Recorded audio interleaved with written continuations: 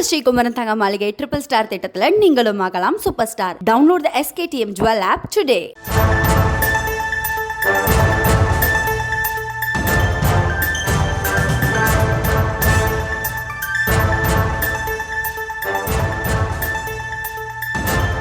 அண்மை செய்திகளை பார்த்து வருகிறோம். கோவில் நிதியில் திருமண மண்டபம் கட்டுவதற்கு இடைக்கால தடையானது விதிக்கப்பட்டிருக்கிறது. இது தொடர்பான விவரங்களோடு இணைகிறார் எமது செய்தியாளர் நாகேந்திரன். அவரிடம் பேசலாம். வணக்கம் நாகேந்திரன், விவரங்கள்.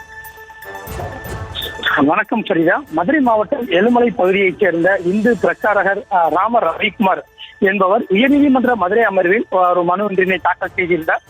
அதில் தமிழகத்தில் 27 கோவில்களில் 80 கோடி செலவில் திருமண மண்டபம் கட்டப்படும் என கடந்த 2022 சட்டப்பேரவையில் அறநிலையத்துறை அமைச்சர் அறிவிப்பு வெளியிட்டார்.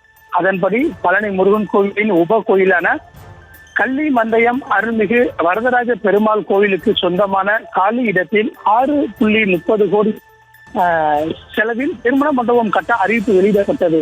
கோவில் நிதியில் திருமண மண்டபம் கட்டுவது அரசியலமைப்பு சட்டத்துக்கு எதிரானது. எனவே கோவில் நிதியில் திருமண மண்டபங்கள் கட்டுவது தொடர்பாக தமிழக அரசு கடந்த 16/5/2025 அன்று பிறப்பித்த அரசாணையை ரத்து செய்ய வேண்டும். அந்த அரசாணையை செயல்படுத்த இடைக்கால தடை விதித்து உத்தரவிட வேண்டும் என மனுவில் கூறியிருந்தார்.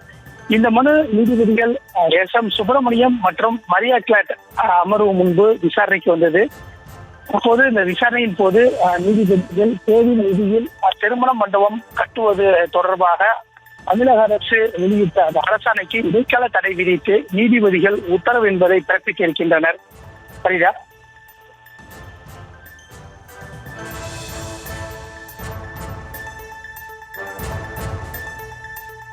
விவரங்களுக்கு நன்றி நாகேந்திரன்.